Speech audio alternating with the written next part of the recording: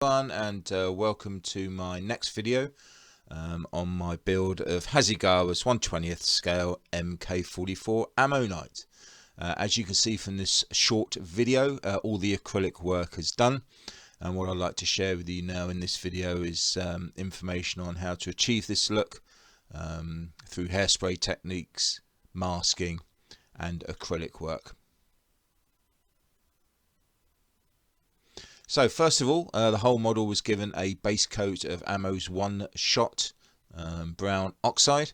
Very pleased with the result, and as you can see, the texture on the model has come out really well, and there is the smooth surfaces which I'll touch on later on for special effects that we're going to be doing on this model.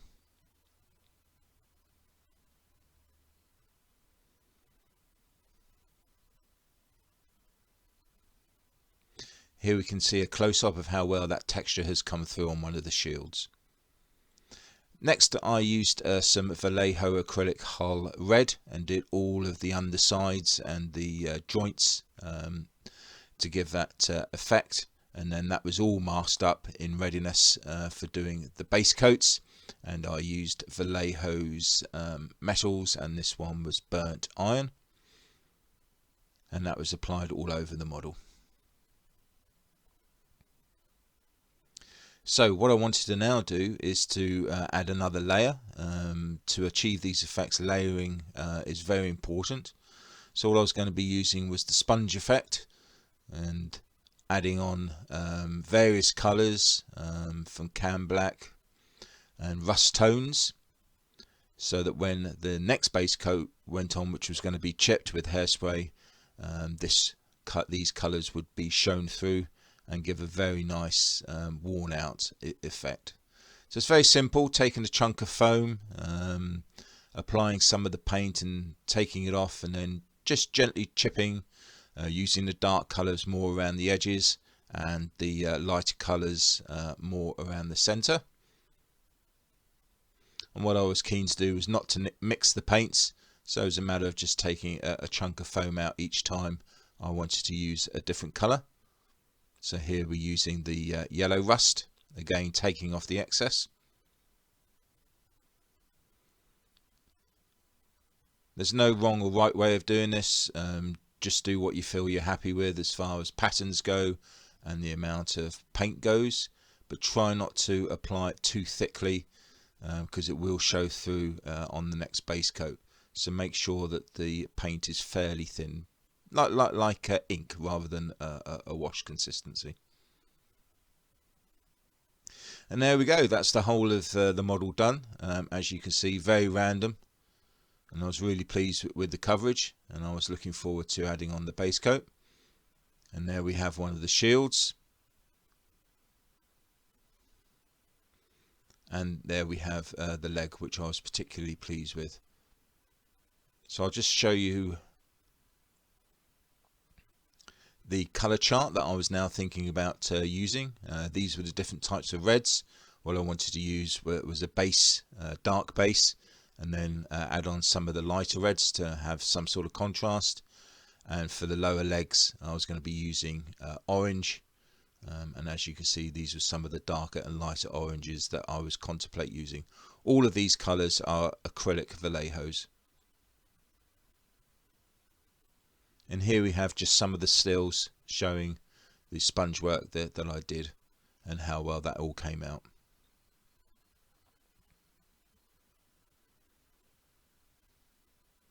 Then it's just a matter of the hairspray technique. Any hairspray we'll use, just to sweep a couple of coats over.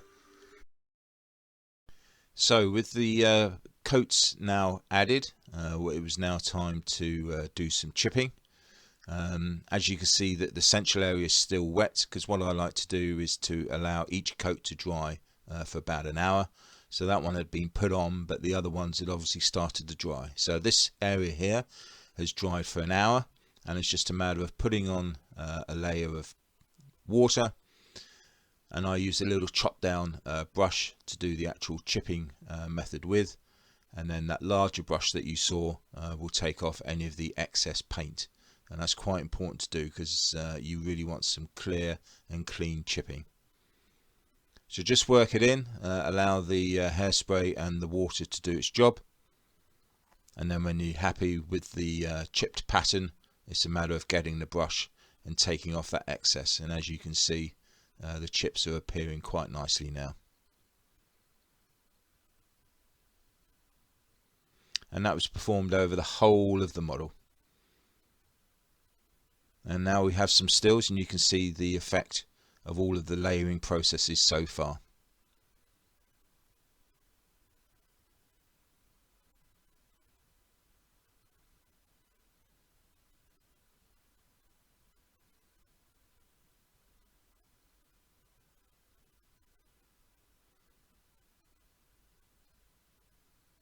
I was really pleased with the different shades of red that I used, because that has added some lovely contrast. And as you can definitely see the different areas all the way around the whole of the model. The lower legs, the orange, that came out really well. Very pleased with the chips there. Obviously a lot more damage down below, so that was expressed with the larger chipping. And the feet themselves, I was going for light grey, but I wasn't happy with the finish, so I did in fact add some more chipping fluid and went for white in the end. And these are some of the green areas. I wanted a band of green to go around the whole of the central area of the model, and these are the red arms again with the metal effects coming through. Now with the gun, that was a matter of fine detail painting, so this was all done with brushwork.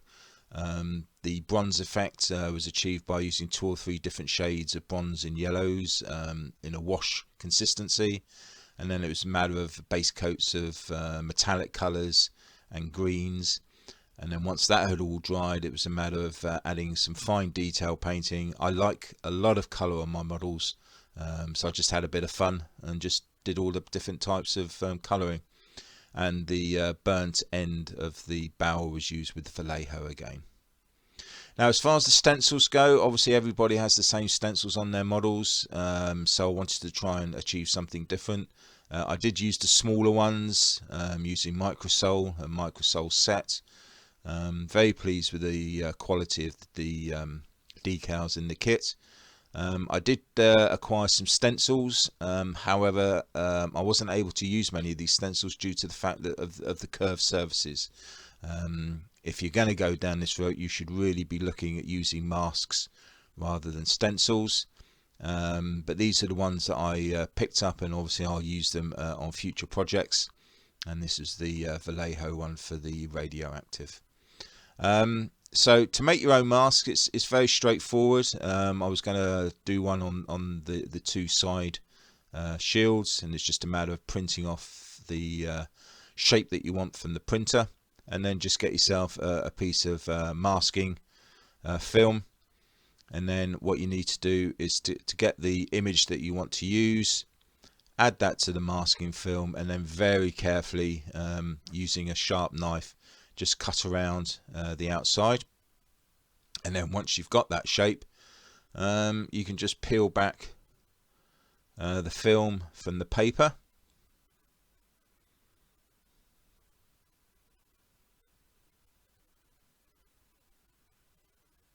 and then you can add that to the actual kit part itself. And then it was just a simple matter of adding on the little bits for the nostrils and for the teeth at the front, and that was just basically using a bit of masking tape.